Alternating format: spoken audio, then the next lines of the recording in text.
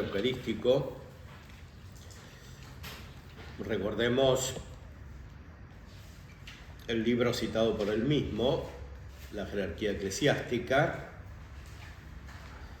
En esta obra aparece el tema fundamental de la Eucaristía como centro de toda la vida de la Iglesia, incluyendo los ángeles. Todo confluye y surge de la Eucaristía. Toda acción sacramental, dice Dionisio, reduce a deificación uniforme nuestras vidas dispersas, forja la unidad divina de las divisiones que cada uno lleva dentro, logra en nosotros comunión y unión con el que es uno.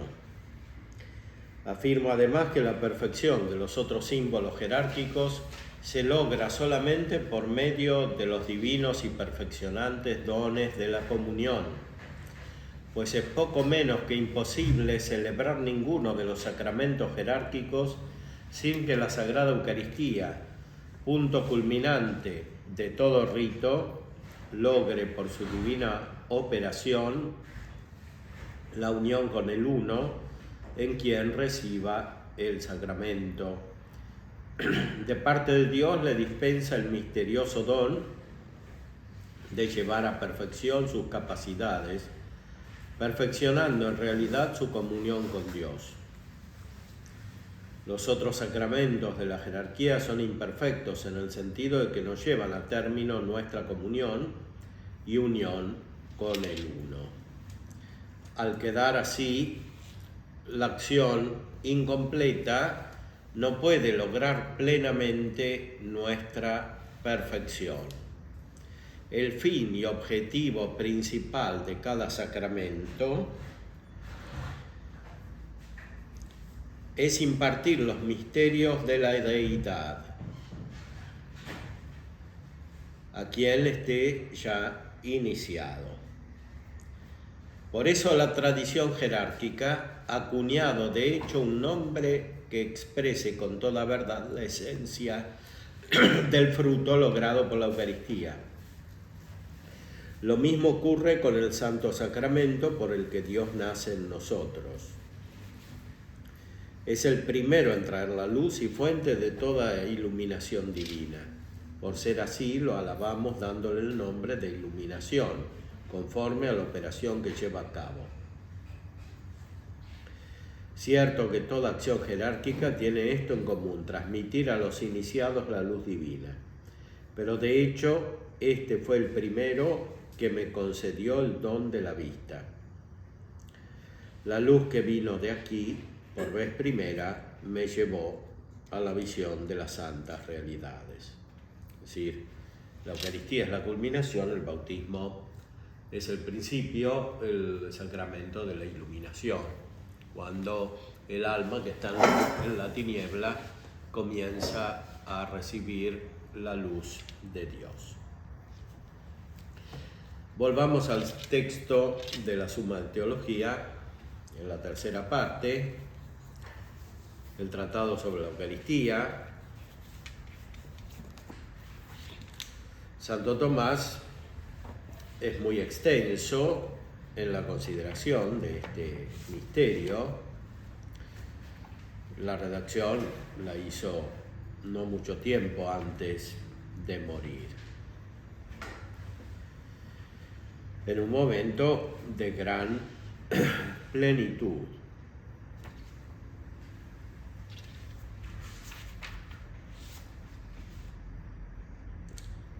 Veamos los nombres de la Eucaristía en la cuestión 73, artículo 4. Este sacramento tiene un triple significado. Uno con respecto al pasado, en cuanto que es conmemoración de la pasión del Señor, que fue un verdadero sacrificio, como se dijo ya. En este sentido se lo llama sacrificio. El segundo con respecto al presente, y es la unidad eclesial en la que todos los hombres quedan congregados por este sacramento.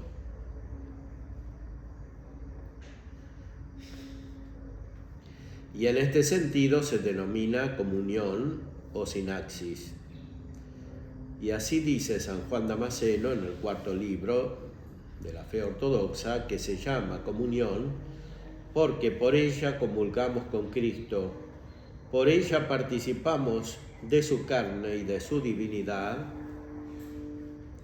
y por ella comulgamos y nos unimos mutuamente. El tercero es con respecto al futuro, en cuanto que este sacramento es prefigurativo de la fruición divina que tendremos en la patria, y en este sentido se lo llama viático, porque nos pone en camino para llegar hasta allí. Y por esta misma razón se le llama también Eucaristía, o sea, buena gracia, porque la gracia de Dios, como se dice en la carta a los Romanos 6, es la vida eterna, o porque contiene realmente a Cristo, que es lleno de gracia. También se lo denomina en griego metalepsis, que quiere decir asunción, porque como dice San Juan Damasceno, por él asumimos la divinidad del Hijo.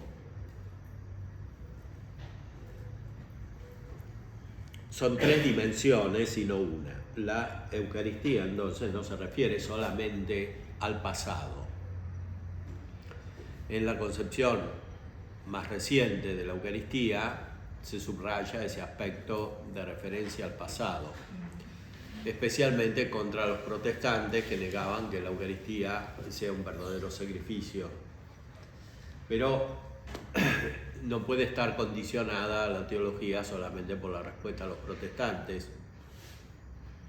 La Eucaristía es verdadero sacrificio que hace presente la pasión de Cristo, que es un sacrificio agradable a Dios, por el cual no son cancelados los pecados. Esta es una función que se realiza principalmente por la pasión de Cristo histórica, por la pasión que sucedió de una vez para siempre. Ahí se nos cancela el pecado y la pena del pecado. Santo Tomás lo explicó largamente en las cuestiones anteriores de esta tercera parte de la Suma, a partir de la cuestión 46, cómo la Eucaristía es Cristo que actúa como actuó siempre. Lo que hace ahora tiene la misma eficacia de la pasión, pero no sufre la pasión. Es una imagen de la pasión, dice Santo Tomás, la Eucaristía como sacramento, pero una imagen representativa de la pasión de Cristo. Es algo que se refiere al sacramento que es un símbolo, es decir, algo sensible. Como algo sensible es una imagen de la pasión de Cristo. Pero la Eucaristía no es solamente sacramento, es decir, no es solamente un signo sensible, es un signo sensible de algo que es más importante, o sea, no solo la gracia, como todos los sacramentos, sino la presencia del mismo Cristo. O sea, en la Eucaristía está Cristo. La Eucaristía tiene el mismo efecto que la pasión, porque es el mismo Cristo que actúa, haciendo presente la pasión y el efecto de la pasión. Ahora bien, la Eucaristía no es solamente sacramento de la pasión, es también sacramento de una realidad presente, que es la unidad de la Iglesia. iglesia que es santa. De hecho, la expresión que aparece en el Concilio Vaticano II, el Lumen Gentium, acerca de la iglesia como sacramento, se entiende de esta manera. La iglesia es sacramento porque la iglesia es la Eucaristía con Cristo. No existe la iglesia sin Cristo y por tanto no existe la iglesia sin Eucaristía. Por eso dice el concilio que la verdadera iglesia de Cristo subsiste en la iglesia católica. Quiere decir que tiene su substancia, que es la que subsiste en el lenguaje de Santo Tomás, que está retomado por el concilio, tiene su substancia en la iglesia católica. En otras comuniones eclesiales puede haber elementos accidentales, pero no la substancia, porque en la iglesia católica está la Eucaristía y está la unidad de la iglesia. Porque aunque otros tengan la Eucaristía, como los ortodoxos, y sea válida, sin embargo no tienen la unidad de la iglesia, que naturalmente no es sino una sola. Entonces, la Eucaristía hace presente, produce la unidad de la iglesia. Es sacramento de la unidad de la iglesia. Y por eso la Eucaristía existió antes de la pasión.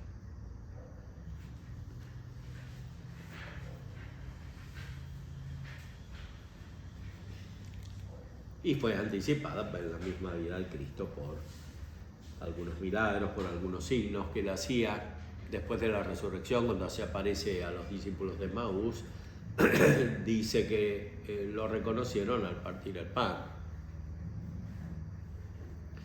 Quiere decir que es un gesto que Cristo hacía antes de morir y antes de la pasión.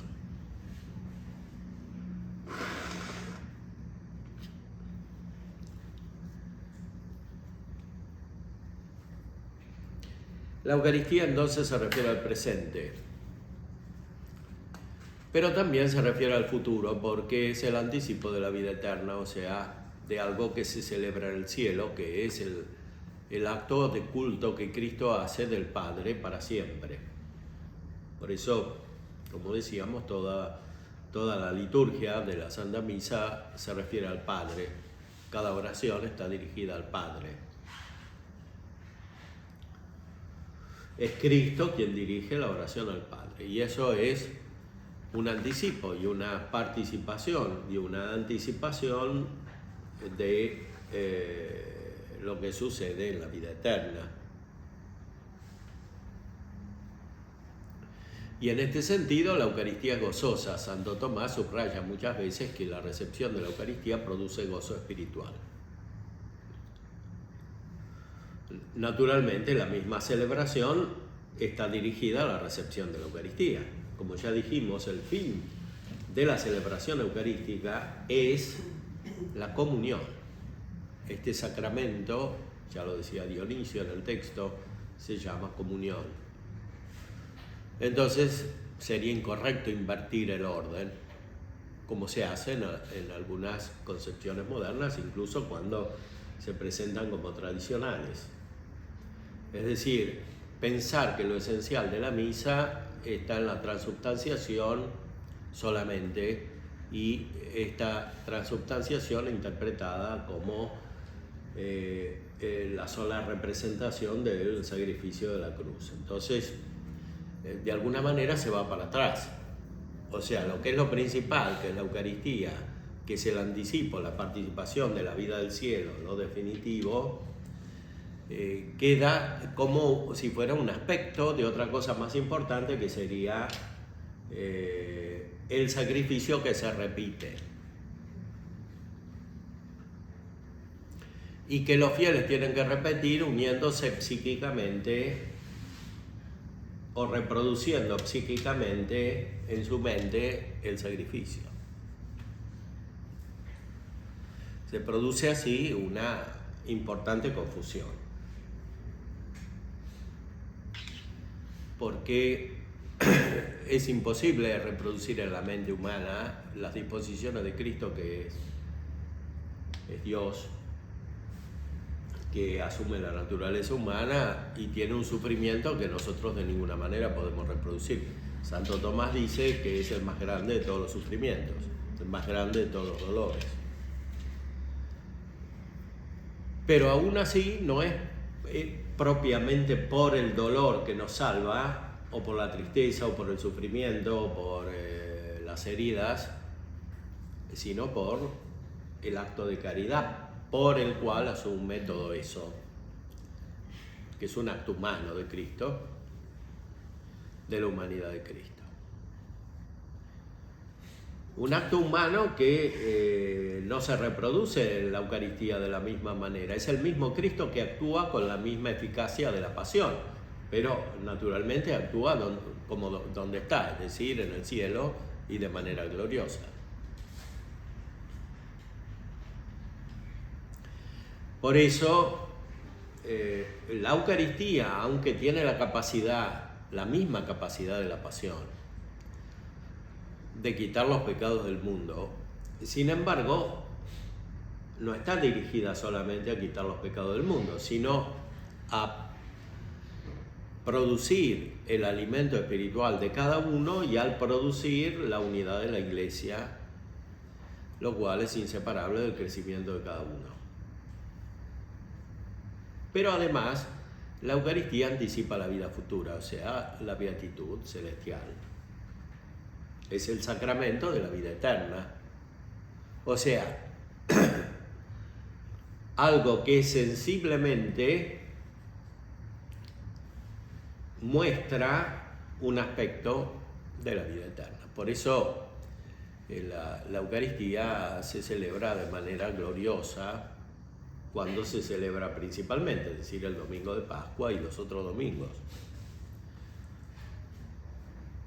Por supuesto, como en la Eucaristía está toda la virtud de las acciones de Cristo, en la Eucaristía puede haber tiempos litúrgicos diferentes en los cuales se celebran distintos misterios de la vida de Cristo, pero siempre desde la acción de Cristo glorioso en el cielo.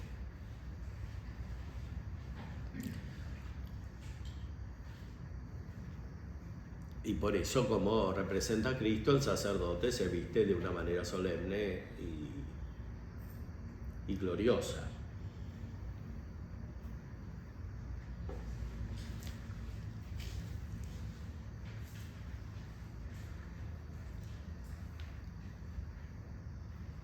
Dice en las respuestas a las objeciones: lo que es común a todos los sacramentos se atribuye a este por antonomasia a causa de su excelencia.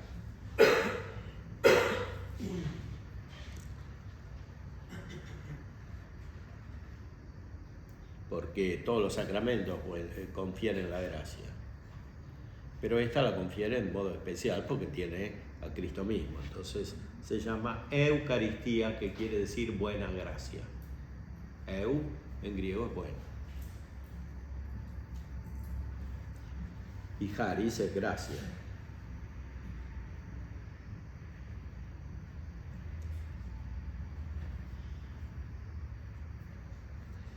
Y a la tercera dice: a este sacramento se le denomina sacrificio por representar la pasión de Cristo.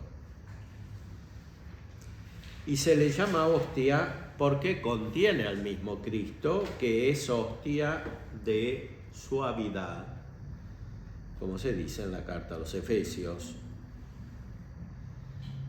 O sea, Cristo glorioso sigue siendo hostia, pero no dolorosa, sino de suavidad,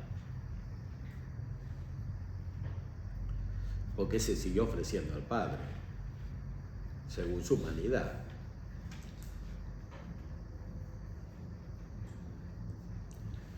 Ahora, es sacrificio de una manera amplia, porque toda acción sagrada que se hace para rendir culto a Dios, aunque sea gloriosa, es sacrificio. Sacrificio literalmente quiere decir hacer algo sagrado, como dice San Agustín, distinguiendo la noción de sacrificio antigua de la noción propiamente cristiana. que es la que está también en la carta a los Hebreos, como hemos visto. Ahora, la pasión de Cristo es verdadero sacrificio.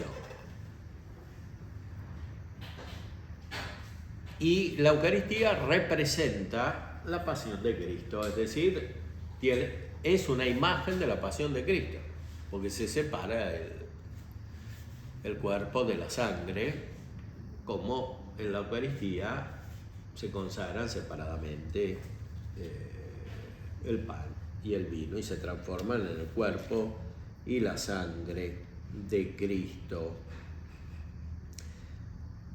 También se lo llama metálepsis. San Juan Damasceno dice que asumimos la divinidad del Hijo, porque la gracia nos diviniza. La gracia que tiene su cabeza, tiene su plenitud en el Hijo, en la humanidad de Cristo.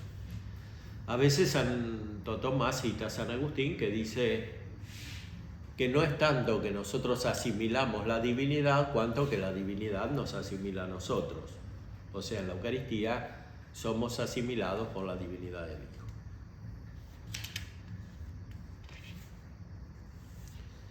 Es muy profunda la descripción de la institución de la Eucaristía.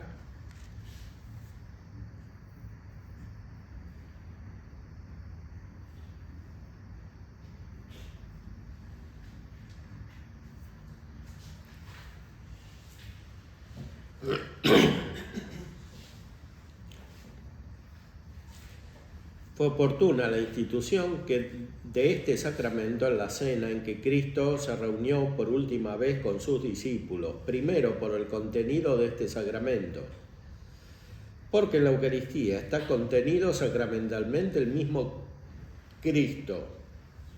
Por eso, cuando Cristo estaba para ausentarse de sus discípulos con su presencia natural, se dejó con ellos con una presencia, se quedó con ellos con una presencia sacramental. De la misma manera que en ausencia del emperador se da a venerar su imagen.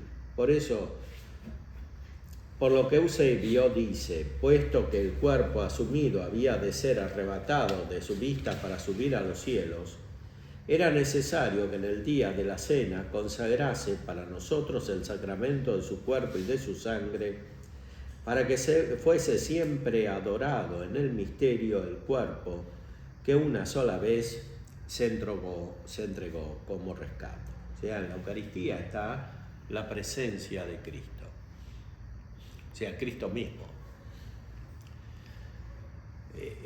La presencia de Cristo es más importante que la acción de Cristo. La acción de Cristo tiene por fin la presencia de Cristo. ¿Cuál es la acción de Cristo? Todo lo que hace en su vida mortal para llevarnos a Él, incluyendo la pasión. La pasión está para que nosotros nos unamos a Él, o sea, para que encontremos su divinidad, como la encontró el buen ladrón, porque tenía fe. Y la fe se le infundió el mismo Cristo, porque estaba bien dispuesto, y estaba bien dispuesto porque se le infundió Cristo. Entonces, este es el sacramento principalmente de la presencia de Cristo, que queda después de que se va a los cielos y nosotros no estamos en el cielo.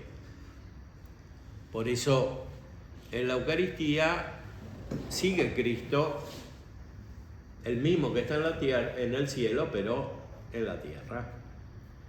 Y nosotros nos acercamos a Él por medio del sacramento, porque es una imagen, o sea, es un signo adecuado a nuestro modo de conocer, que necesitamos las cosas sensibles para usar la inteligencia.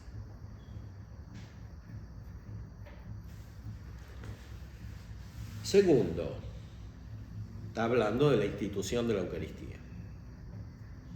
Porque sin la fe en la pasión de Cristo no pudo haber nunca salvación. Como se dice en la carta a los Romanos 3, a quien Dios puso como propiciador por la fe en su sangre. De ahí que en todo tiempo haya habido entre los hombres alguna cosa que representase esta pasión del Señor. En el Antiguo Testamento, el principal signo de ella era el Cordero Pascual.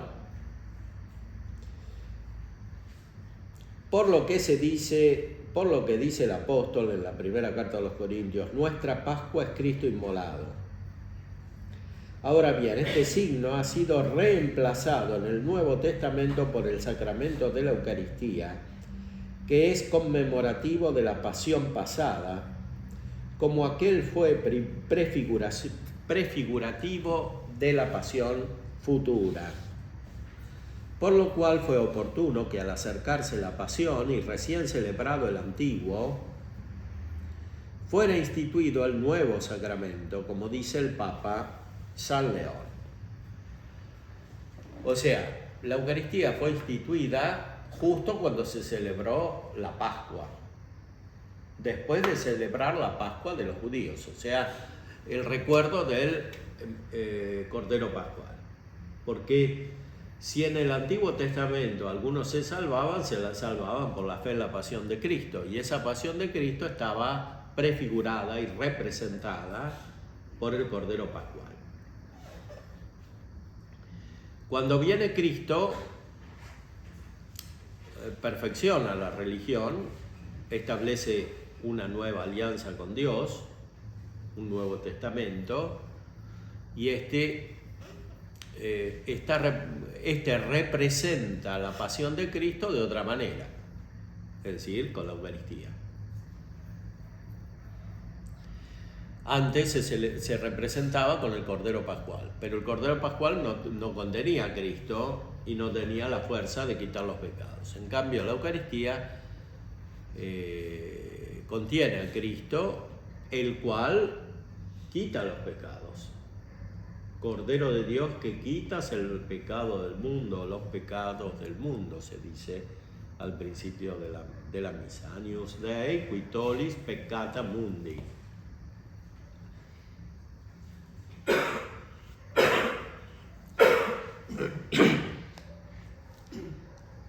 Otro motivo por el cual fue adecuada la institución, porque las últimas palabras, muy especialmente al despedirse los amigos, se graban más en la memoria, ya que entonces se inflama más el afecto hacia el amigo, pues las cosas que más nos conmueven se graban más profundamente en nuestro ánimo.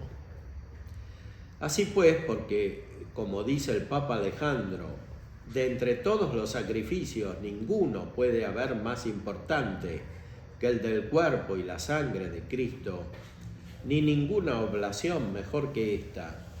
Por eso, y para que lo tengamos en mayor veneración, el Señor instituyó este sacramento en el momento de separarse sus discípulos. Y esto mismo es lo que dice San Agustín en el libro de la respuesta a Januario.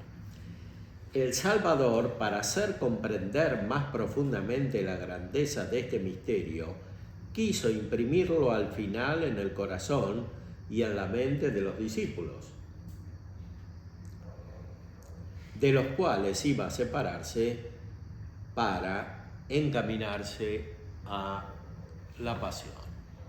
O sea, la Eucaristía, propiamente hablando, no fue instituida en la pasión, fue instituida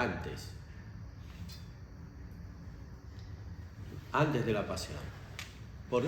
Y fue instituida, en cierta manera,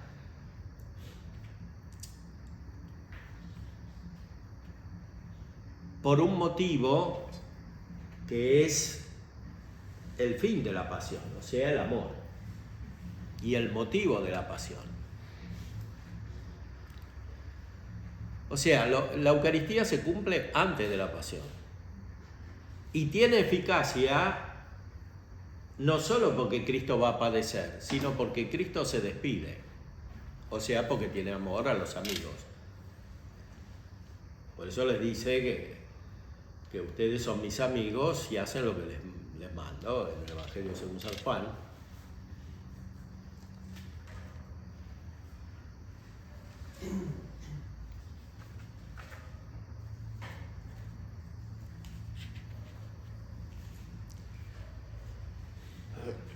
La Eucaristía, dice en la respuesta a la segunda objeción, es el sacramento perfecto de la pasión del Señor, porque contiene al mismo Señor que ha padecido. Por eso no pudo ser instituido antes de la encarnación, sino que entonces solamente tenían los sacramentos prefigurativos de la pasión del Señor.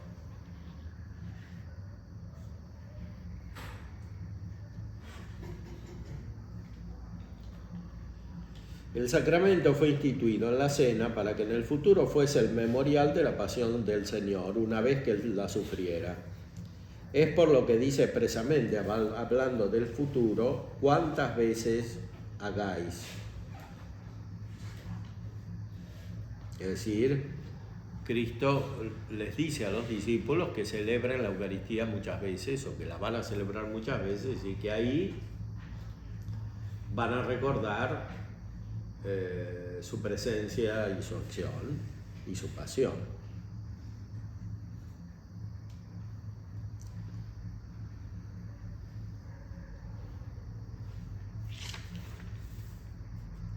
Después se explica cómo está constituido el sacramento, la conversión del pan y del vino en el cuerpo y la sangre de Cristo, cómo permanecen los accidentes del pan y del vino, pero la sustancia cambia. Esa sustancia no puede ser sensible. La sustancia nunca es sensible, siempre es objeto de la inteligencia. La inteligencia solamente puede conocer la sustancia y por tanto, solo con la fe, que es un acto de la inteligencia sobrenatural, se puede conocer la sustancia del cuerpo de Cristo que está en la Eucaristía. Por eso los que no tienen fe solamente ven los accidentes y piensan que corresponde a una sustancia natural, o sea, del pan y del vino. Para percibir la sustancia verdadera que hay debajo de esos accidentes hace falta tener fe.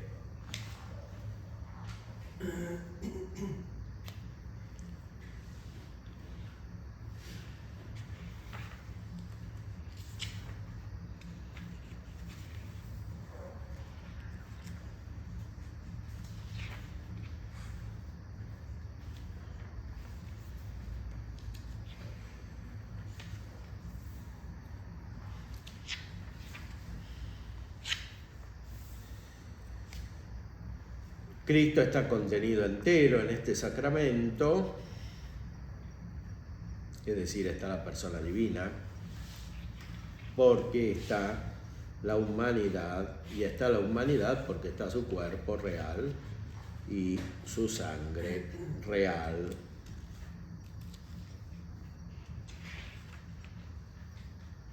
Aunque está al modo de la sustancia y no de los accidentes. Por eso no son sensibles los accidentes del cuerpo y de la sangre de Cristo. Son accesibles por la fe, como la sustancia.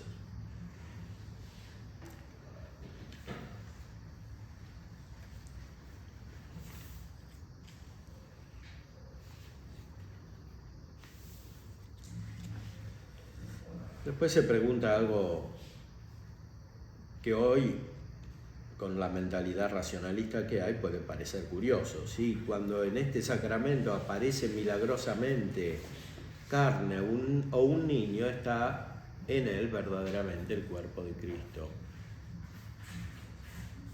Y dice que sí. Dice que sí porque la sustancia sigue siendo la misma.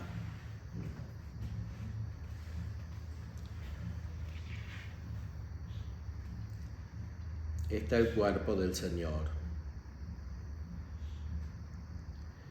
Hay que decir que permanece la anterior cantidad dimensiva sacramental y que se inmutan milagrosamente otros accidentes como la figura, el color, para que se vea la carne o la figura de un niño.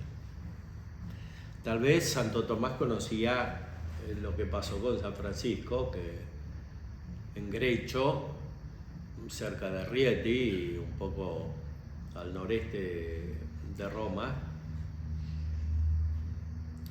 hizo el primer pesebre. El primer pesebre estaba hecho con un asno, con un buey, pero no había niño. Y San Francisco fue a la celebración de la misa de la Navidad que se hizo delante del buey del pesebre, y cuando el sacerdote celebró apareció el niño. O sea, no había ningún niño en la paja del pesebre. Pero en la Eucaristía San Francisco vio al niño. O sea que se apareció el niño. Es lo que dice aquí Santo Tomás. Si se aparece el niño, milagrosamente pueden estar los accidentes del niño, pero el modo de ser de Cristo en la Eucaristía sigue a través de la cantidad inmensiva de la Eucaristía, o sea, del sacramento. O sea, la cantidad le pertenece a los accidentes del pan y del vino, que están en un lugar. Pero evidentemente Cristo puede aparecer milagrosamente, como también aparece a veces como carne que se conserva en algunos lugares, o como sangre.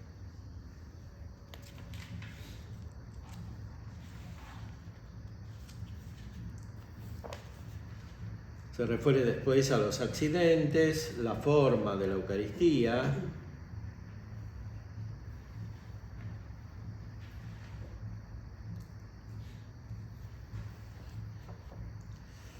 En las palabras con las cuales se celebra la Eucaristía, tiene que haber un poder creado capaz de realizar la conversión de este sacramento. Este poder, sin embargo, es instrumental, lo mismo que los otros. Pues bien, puesto que estas palabras se profieren en la persona misma de Cristo, o desde la persona misma de Cristo, es del mandato de Cristo de quien reciben el poder instrumental. De la misma manera que todas sus acciones y palabras poseen instrumentalmente un poder salvador, como se dijo en otro lugar. Esto también es importante para entender cómo se realiza la eficacia de la Eucaristía. No se realiza porque se hace de nuevo la pasión de Cristo, que ya se hizo, sino porque Cristo actúa ahora con el mismo poder de la pasión.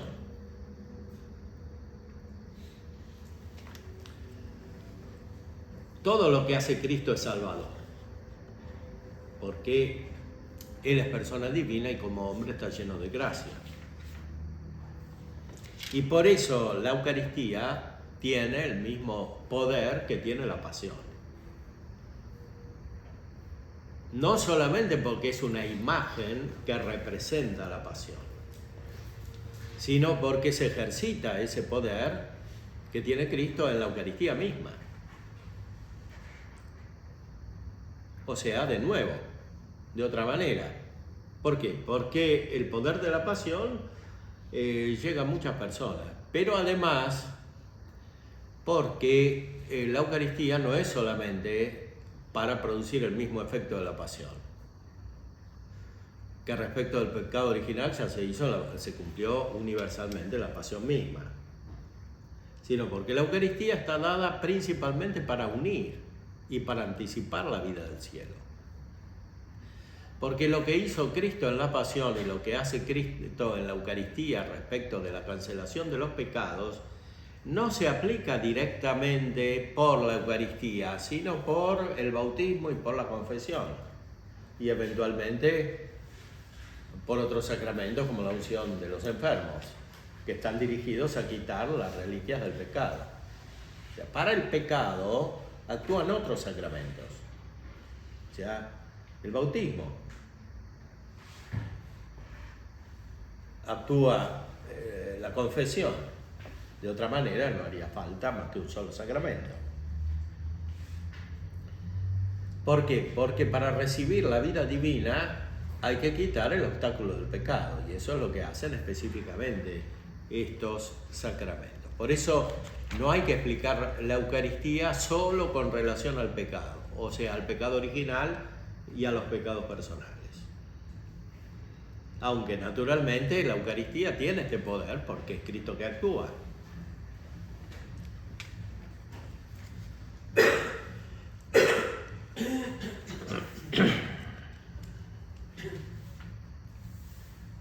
Veamos el efecto del sacramento. En la cuestión 79, el principal, claramente, como en todos los sacramentos, es producir la gracia. Pero este produce la gracia de la manera más excelente.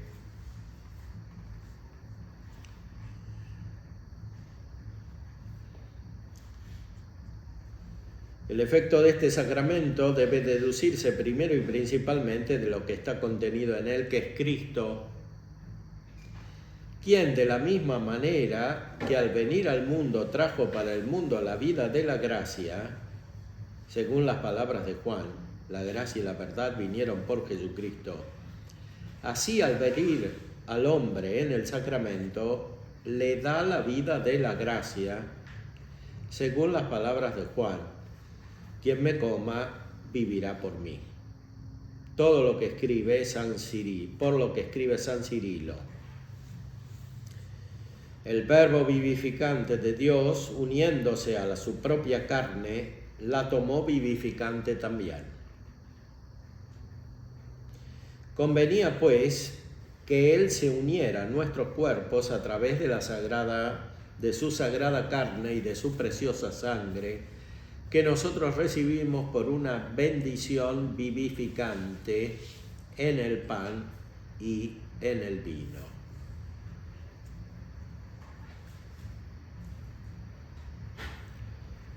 O sea que en este sacramento se recibe directamente a Cristo. Ahora bien, Cristo está lleno de gracia y por eso nos da la gracia. O sea, hay un matiz importante en la expresión de Santo Tomás. No dice que está dado para que recibamos la gracia, sino para que recibamos a Cristo que nos da la gracia.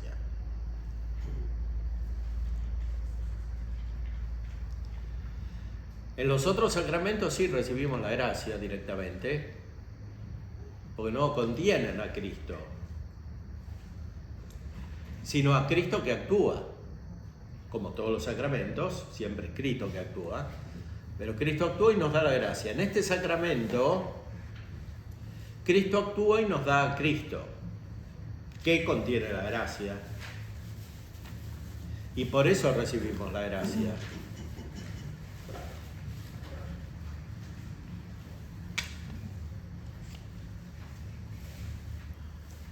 Segundo, el efecto de este sacramento se deduce de lo que este sacramento representa, que es la pasión de Cristo, como se dijo más arriba. Por eso el efecto de la pasión, que la pasión de Cristo produjo en el mundo, lo produce este sacramento en el hombre. Y así, comentando las palabras de Juan 19, inmediatamente salió sangre y agua, dice San Juan Crisóstomo, puesto que aquí tienen principio los sagrados misterios, cuando te acerques al cáliz tremendo, acércate como si bebieras del costado mismo de Cristo. Por lo que el mismo Señor dice en Mateo 26, esta es mi sangre, que será derramada por vosotros para el perdón de los pecados. O sea, efectivamente, la Eucaristía produce el perdón de los pecados del mundo. Pero no es lo único que produce, porque ya dijo antes que lo primero que produce es que se recibe a Cristo. Tercero, el efecto de este sacramento se deduce del modo de darse, pues se da al modo de comida y bebida, por lo que todos los efectos que producen la comida y la bebida material en la vida corporal, como son el sustentar, el crecer, el reparar y el deleitar, los produce este sacramento en la vida espiritual, Por eso dice San Ambrosio en su libro de Sacramentis: este es el pan de la vida eterna y sustenta la sustancia de nuestra alma. Y San Juan Crisóstomo, comentando a Juan, se nos da a quienes lo deseamos para que lo palpemos, lo comamos y lo abracemos. Por lo que el mismo Señor dice en Juan 6, mi carne es verdadera comida y mi sangre es verdadera bebida. O sea, es Cristo que nos alimenta de manera espiritual. Ese alimento no puede existir sin la fe, porque no hay contacto con Cristo sino por la fe en este sacramento. Cuarto, el efecto de este sacramento se deriva de las especies con las que se da. De ahí que San Agustín diga: nuestro Señor nos entregó su cuerpo y su sangre en unos elementos que se reagrupan en un solo ser a partir de muchos, porque uno, el pan, es un solo ser procedente de muchos granos, y el otro, el vino, es un solo líquido procedente de muchos racimos. Por lo que el mismo santo afirma, comentando a Juan: oh sacramento de piedad, signo de unidad, vínculo de caridad. Esta visión de San Agustín es muy importante en Santo Tomás, que es un gran discípulo de San Agustín. Las líneas principales de su teología derivan de San Agustín. Este sacramento produce y contiene la unidad de la Iglesia, que no existe sin Cristo. Por eso contiene a Cristo, pero contiene también a la Iglesia, que son inseparables entre sí. Y puesto que Cristo y su pasión son causa de la gracia, y sin la gracia no puede haber sustento espiritual ni caridad, resulta de todo lo dicho que este sacramento confiere la gracia. Pero Santo Tomás retoma a esa precisión de pensamiento con la que comenzó. O sea, el sacramento directamente da a Cristo. Ahora, Cristo es el autor de la gracia y es el instrumento humano de la gracia. Y por eso da la gracia. Pero en esto la Eucaristía es distinta de los otros sacramentos que dan directamente la gracia, porque no dan a Cristo directamente. Este sacramento da en cierta manera el fin de la gracia, porque el fin de la gracia es la vida de Dios, y Cristo es Dios.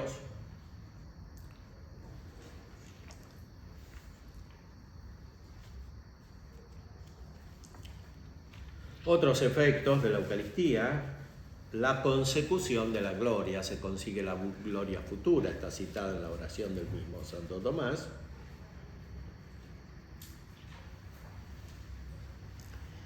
El que come de este pan vivirá eternamente, pero la vida eterna es la vida de la gloria. Luego, el efecto de este sacramento es la consecución de la gloria.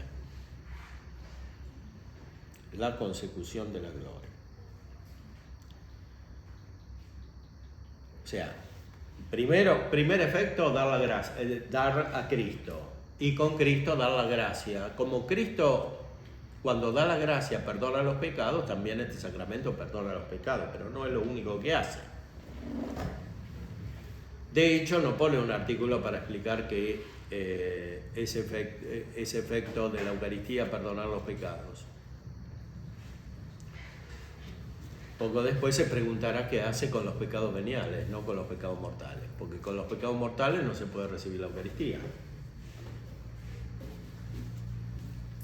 Y con el pecado original tampoco. Para eso está el bautismo.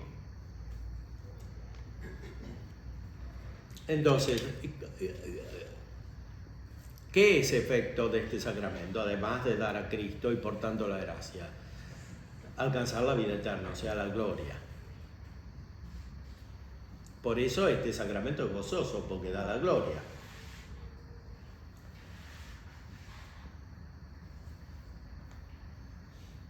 Cuando se dice este sacramento, no quiere decir solo la hostia o la comunión de la hostia, quiere decir toda la celebración eucarística, que es todo el sacramento, o sea, la misa. La misa es anticipo de la gloria, da la gloria.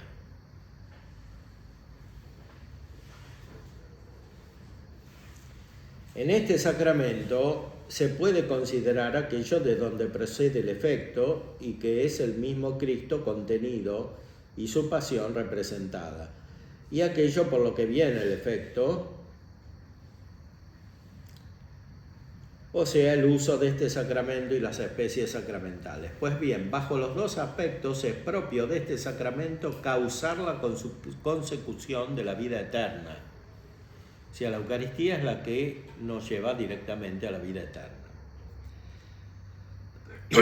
Porque fue el mismo Cristo quien nos abrió por su propia pasión las puertas de la vida eterna, según aquellas palabras de Hebreos 9.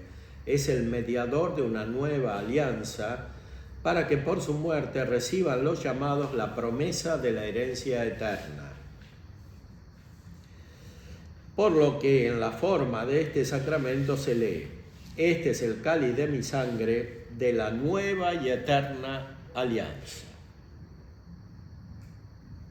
O sea, en la fórmula misma de la celebración de la Eucaristía, que está en la consagración,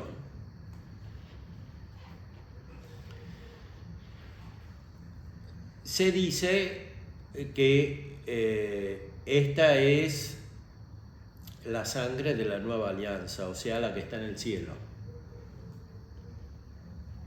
porque esa alianza es la que dura siempre, la que está en el cielo. Una alianza que comenzó con la sangre de Cristo en la tierra, derramada en la pasión, pero que no está para seguir siendo derramada, sino para permanecer gloriosa en el cielo.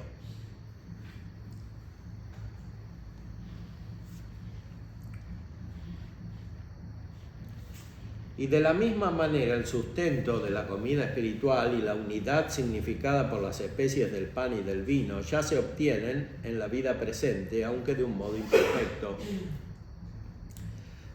pero se obtendrán de modo perfecto en la gloria.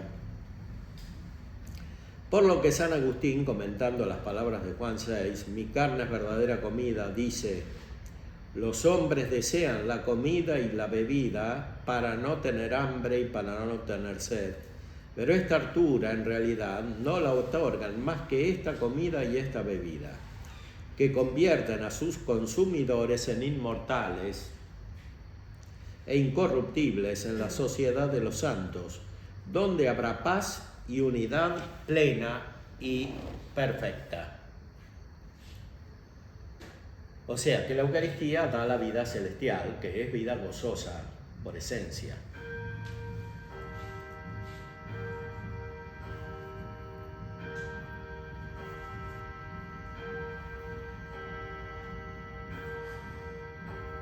Como la pasión de Cristo, por cuya virtud actúa este sacramento, es causa suficiente de la gloria, no que nos introduzca inmediatamente en ella, porque antes tenemos que padecer juntamente con Cristo para ser después con Él glorificados, como se dice en Romanos 8.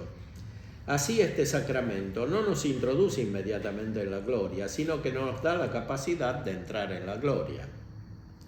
Por eso se lo llama viático, del que tenemos una figura en el tercer libro de los Reyes, donde se lee que Elías comió y bebió y caminó con la energía de aquella comida durante 40 días y 40 noches hasta el monte de Dios en el Horeb. Y después aclara, como la pasión de Cristo no produce su efecto en los que no se comportan con respecto a ella como deben, así tampoco por este sacramento consiguen la gloria los que lo reciben indignamente. Por lo que San Agustín, comentando a Juan 6, dice: comieron el maná y murieron. Una cosa es el sacramento y otra la virtud del sacramento. Muchos lo toman del altar y comiéndolo mueren. Comed pues espiritualmente el pan celestial, llevad al altar vuestra inocencia. Por consiguiente, no hay que maravillarse si los que no conservan la inocencia no consiguen el efecto de este sacramento. O sea, en esto San Agustín y Santo Tomás son clarísimos con los otros padres de la Iglesia. O sea, comer sacramentalmente el cuerpo y la sangre de Cristo, pero no espiritualmente, lleva a la muerte espiritual. O sea, si la Eucaristía es un anticipo de la gloria eterna y produce la gloria eterna, recibirla mal produce un anticipo del infierno. En las cuestiones anteriores, Santo Tomás había explicado que Cristo descendió a los infiernos. O sea que el alma de Cristo, cuando murió, fue a visitar los infiernos. Los infiernos son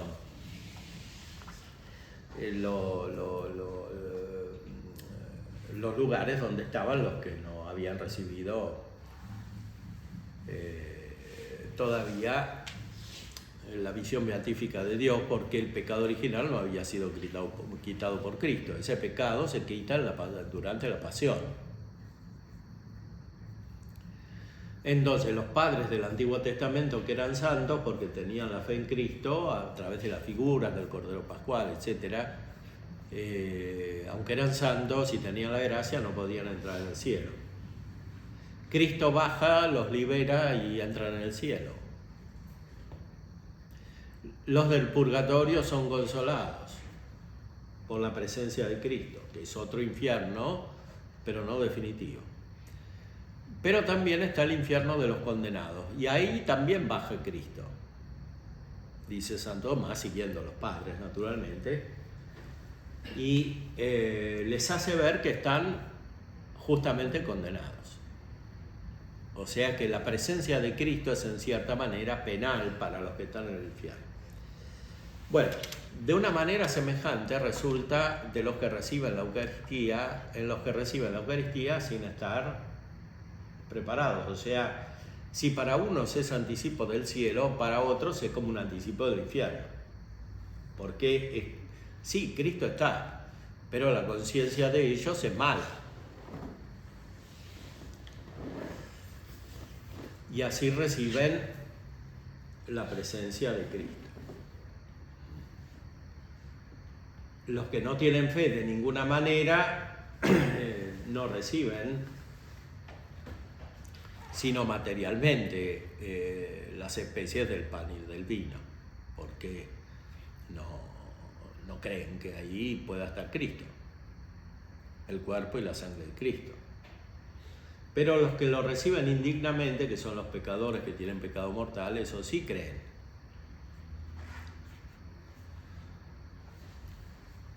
Y lo reciben indignamente. Entonces, el efecto espiritual es el que dice San Pablo, el que dice San Agustín, el que dice San Tomás. San Agustín era obispo y tenía experiencia pastoral y se daba cuenta de que muchos iban a comulgar y no podían, que es lo mismo que pasa ahora.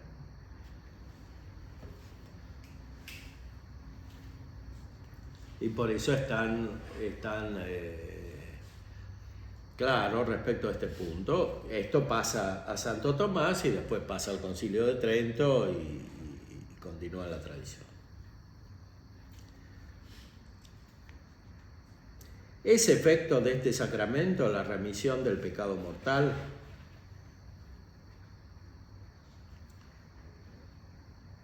La eficacia de este sacramento puede ser considerada de dos maneras, una en sí misma, y en este sentido, este sacramento es eficaz para redimir cualquier pecado por virtud de la pasión de Cristo, que es la fuente y la causa de la remisión de los pecados. O sea, en cuanto que actúa Cristo, sí, claro que la Eucaristía tiene el mismo poder de la pasión, o sea, redimir los pecados.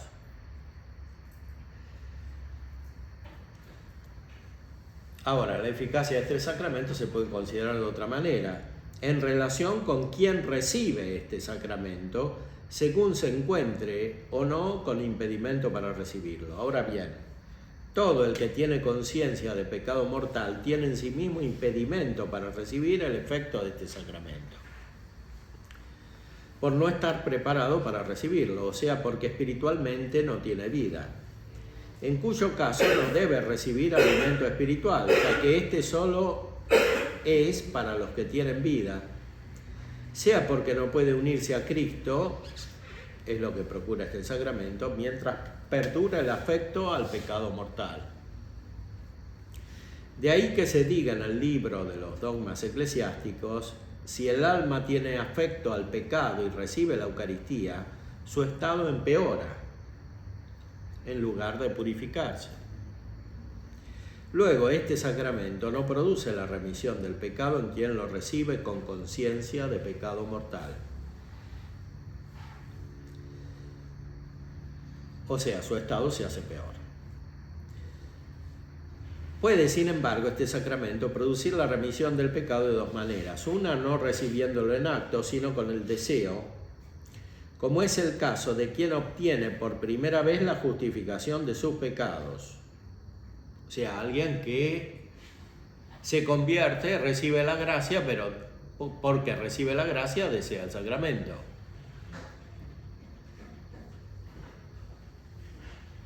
Ahora, desea el sacramento sin el pecado, o sea, rechazando el pecado, entonces ya no tiene pecado mortal.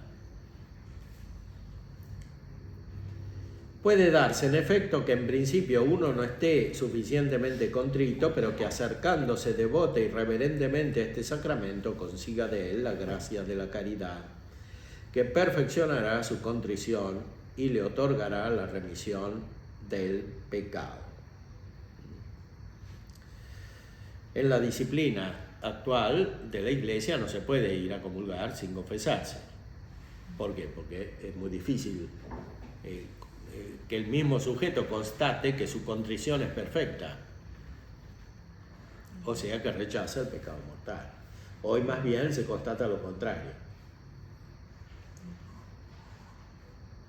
O sea que muchas veces los que tienen pecado mortal y desean la Eucaristía, que son muchos, en realidad no tienen una contrición del pecado mortal.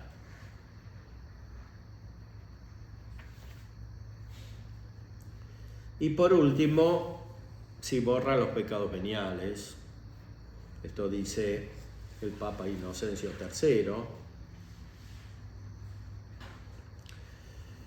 en este sacramento se pueden considerar dos cosas, el sacramento mismo y su efecto, y bajo los dos aspectos se aprecia que este sacramento tiene virtud para perdonar los pecados veniales, porque se lo recibe en forma de alimento que nutre. Ahora bien, el alimento de la comida es necesario al cuerpo para reparar el desgaste cotidiano producido por el calor natural, pero también espiritualmente. Todos los días sufrimos un desgaste producido por el calor de la concupiscencia en los pecados veniales, que disminuyen el fervor de la caridad, como fue demostrado en la segunda parte. Por eso es competencia de este sacramento el perdonar los pecados veniales. De ahí que San Ambrosio, en su libro de los sacramentos, diga que este pan cotidiano se toma para remedio de la cotidiana debilidad. Y el efecto de este sacramento es la caridad, no solo considerada como hábito, sino también como acto, que impulsado por este sacramento elimina los pecados veniales. Por consiguiente, es claro que la virtud de este sacramento perdona los pecados veniales. Aquí hay que aclarar otro punto de la teología sacramental de San Tomás. Él dice, el sacramento de la confesión, la reconciliación, no está hecho principalmente para quitar los pecados veniales, sino principalmente para quitar los pecados mortales. O sea, la confesión es para los pecados mortales. La comunión es para los pecados veniales. Porque la comunión produce un aumento de gracia, y este aumento de gracia, cuando es real, ella está acompañado con la conciencia, por tanto con la debida preparación, etc., produce la rectificación de los pecados veniales. Por eso, así como es necesario entender adecuadamente el sacramento de la Eucaristía y no reducirlo a el bautismo o a la confesión, también hay que entender bien la confesión y no transformarla en un método para eliminar por un examen de conciencia o por actos o por la absolución misma del sacramento los pecados veniales, porque los pecados veniales no se eliminan por mucho análisis, se eliminan por el fervor de la caridad. Y eso es lo que hace la Eucaristía. En la teología espiritual moderna ha habido muchas confusiones en este orden, que después tienen sus consecuencias, como las confusiones cuando ocurren en el ámbito de la teología tienen consecuencias más graves, porque se trata de una materia más importante para la vida humana, más delicada. Por eso es tan importante tener una adecuada concepción de los sacramentos, muy especialmente a partir de una visión profunda y precisa del sacramento de la Eucaristía, como la que tiene Santo Tomás y nos la enseña.